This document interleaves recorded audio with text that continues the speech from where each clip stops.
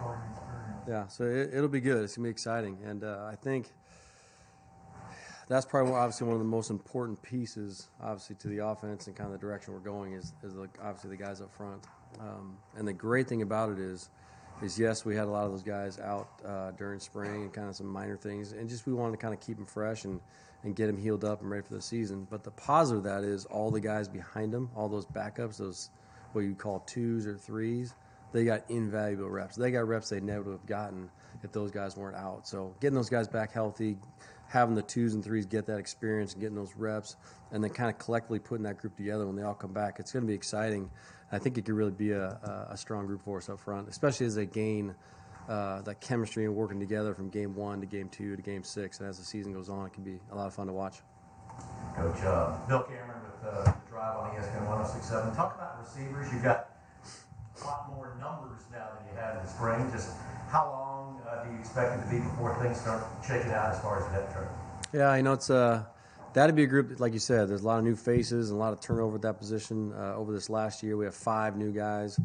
And to me, that's exciting. I think if there's a position where you have the ability to get on the field early and do it, that's one that you can do. Because if you have the athletic ability and you can run, you can obviously learn the plays, and obviously you can catch the ball because you're playing receiver, that's going to put you in a position where, like O-line, you have to be physically ready. Receiver, you can kind of put them out there. So my point is I'm excited about their group. I'm excited about the guys that came back from last year. Obviously having my hand involved with those guys, I'm obviously very close with them. And then obviously the kids we brought in, recruiting them and being part of their lives and kind of know their mental makeup and what they're all about. It's going to be really exciting to watch. Obviously the 3 freshmen, the 2 transfers coming in, collected from last year, with MJ and VAR and some of the guys got to come back. I think we'll have to kind of be very smart through practice here and get the right combination of the guys in the right spots, and I think that could be a really competitive group for us as well. Eric, Philip Marshall, Auburn 247 Sports. Your life has undergone some changes here the last couple of years. The move from where you were to here, how challenging has it been, the adjustment, and how different is it? Are you referring to the job or living? Well, both. Both? Well, the job has been crazy. I will say that. But I think, doing this for, 23, 24 years, long time, you kind of just go with the flow, and it's kind of the ebb and flow of the business nowadays. I know it's kind of crazy a little bit, some of the events that happen, but you just kind of jump in and get going, and you embrace it. And I think if you're kind of ready for that when the time arises and you jump in, I don't think it shouldn't be that much chaos in your life, I think, when that comes up. And then I'll piggyback on kind of what you mentioned earlier, living in the South and obviously being a West Coast guy, I absolutely, without question, no doubt about it, I love it down here. It took a little while to adjust, but now I'm into it. I kind of get the groove of it. I get the people. I like the vibe, and obviously college football is really important, which is important, but it's Auburn in the South is a really cool place to live, and I really enjoy it. What was the biggest adjustment? You said it took some adjustment. What was the biggest adjustment? And again, the job or living? Living. The biggest adjustment, as crazy as it sounds, is I'm a West Coast guy from LA, and people don't say hello. They don't come over and when they're parking, their neighbors are parking the car, they say, "Hey, John, how's it going?" They don't do that. They just walk right past you like it doesn't matter, Like people actually talk to you and have a conversation and say how you're doing and how's your day. And another thing, it's kind of an off story here, but another thing I've noticed too is, I don't know if it's true or not, but when you go to restaurants in LA, you eat, they give you the bill and you're out. Where here, they don't come back. You wait, and I've asked, I go, why do you do that? And they say, because I guess in the South, it's proper that after you eat, you enjoy your family, enjoy your friends, and you talk and hang out a little. I don't know if that's true, but that's another thing I kind of grabbed on earlier. It's just a different vibe, and I really enjoy it. I really do. Yeah, Jason Caldwell, Auburn 247. Just for you, quarterbacks, what have you seen out of those guys from the spring to this point, and I guess what are you looking for out of this quarterback? Yeah, it's gonna be exciting. I'll tell you what, it's a good problem to have.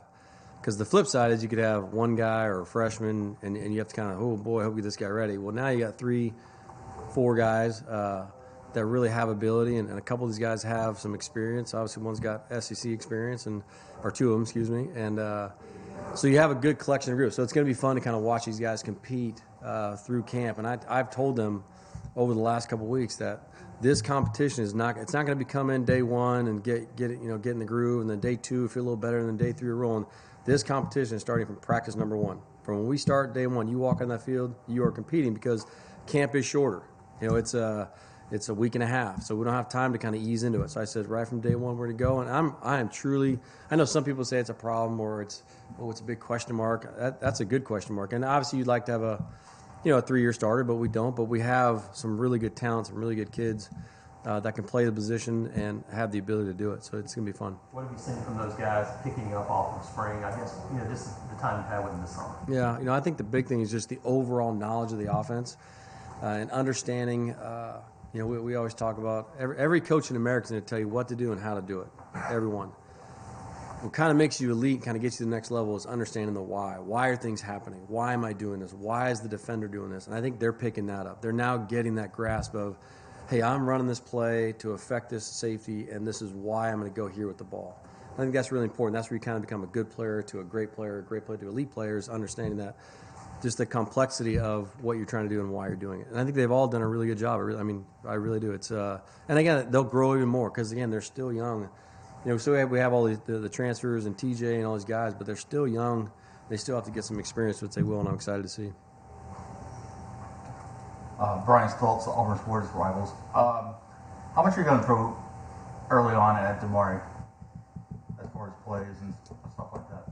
We have to kind of find out early. You can't just throw him in. You really have to he has to kind of earn the right to be on the field, if that makes sense. Mm-hmm. Because then I tell guys all the time, hey, coach, I was this and that, and I was this in high school, and that's great. But when you get here, if I just put you out there because you're a really good player, but you don't know your plays, you're letting the other 100 guys on the team down. Not just the offense, the whole team. So he's as he develops and learns the system and learns the plays and kind of get in there and earn that, he'll get his chance to play. Yeah, so I really can't tell you how it's going to happen. We're going to teach him the scheme and what we're doing. It's up to him to kind of produce and get out there and make plays. Eric, Brian Matthews, Auburn Rivals. How important is Landon King going to be to your offense, and how many different ways do you think you can use him? Yeah. The great thing about Landon is last year he was kind of a tweener. He was at tight end. We flirted with a little bit at receiver. I used him a little bit.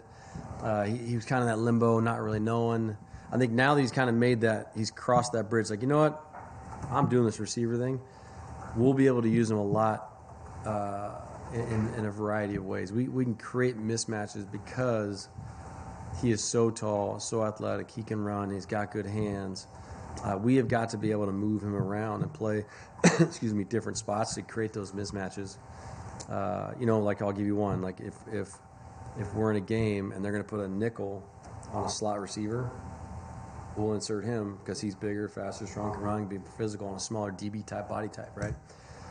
So you kind of to put put those mismatches together and where they're on the field and put him in a position to be successful. I have another question.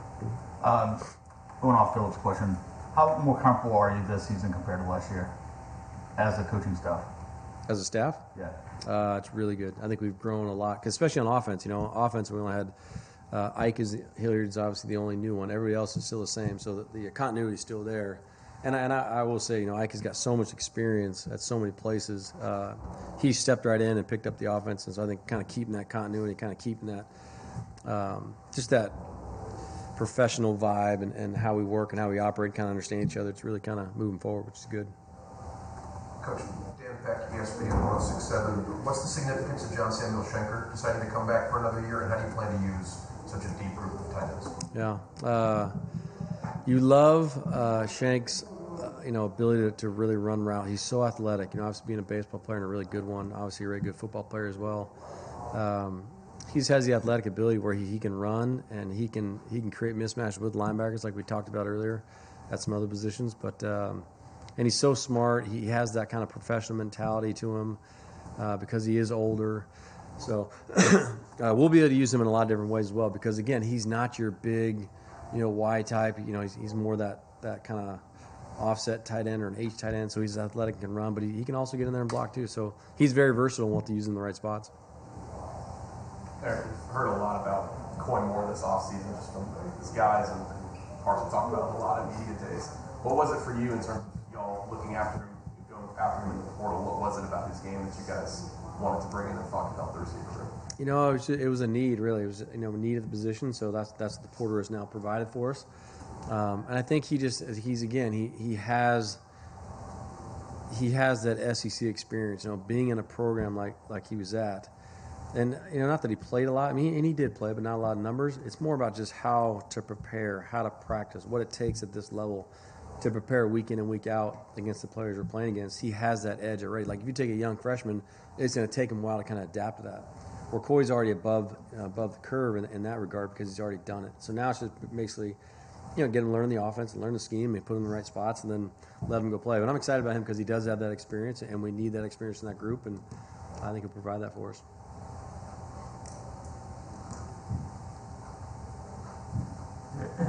Chadron Jackson, the guy that came on the end of the year last year, you kind of known him, got to know him more. How has he developed his game heading into his last year here? It's just his second year through it. It's just someone just kind of knowing it. And I think really the big thing for Shed is he's really changed his body. If you see him out of practice tomorrow, the next day when you watch him, he's really kind of slimmed down. He's not that he was bigger before, but he's just fit. He's in shape. He looks really good. Like we have these conditioning things that we do, and he is it's almost effortless how he's doing. He's in really good shape. He's running well. Someone said he ran like a high 4.4 when they tested him. I don't know if that's true because you obviously got to play that fast. But I'm excited about him. He's done a lot of training in the offseason to get his body where it needs to be successful at this level. He's mentally there. He's definitely smart enough because I had him in the room. Now you got to put that combination together and see what he can do on Saturdays. Coach, at Media Days asked what could be different about this year's offense versus last year's, and he immediately said that the establishing the run would be more of an emphasis this year. Your thoughts on how Auburn's offense could do that? Well, we'll obviously put the scheme in to do it, but I think the most important thing is you have to dive in and you have to commit yourself to that. A lot of people can say that we want to run the ball, we want to be physical, we want to be tough, and I get all that, but you really have got to kind of pick a lane on what you want to do and what your foundation needs to be offensively, and really for any scheme, but for me, offensively, and that's what we're kind of hanging our hat on. We have some talented running backs, and I'm excited about them. I think you can set up a lot of things because, and like everybody knows, you start running the ball and those guys want to get close and kind of stop the run, then have the ability to go past them. A couple good quarterbacks, got a guy go deep. Then it kind of evens the playing field. Now it's going to be hard for the defense to defend where you're not one-dimensional. So I'm really excited about our backs and our run game. We spent a lot of time on it, and I'm looking forward to see how it progresses obviously on game day. Eric, we heard from Brian during media days about Tavares Dawson and just how his attitude's been different, his kind of work ethic's been different. What did you see from him this offseason as he was a guy we heard a lot about last year, but obviously didn't get very many opportunities to play? He might be the most improved young player on the entire offense.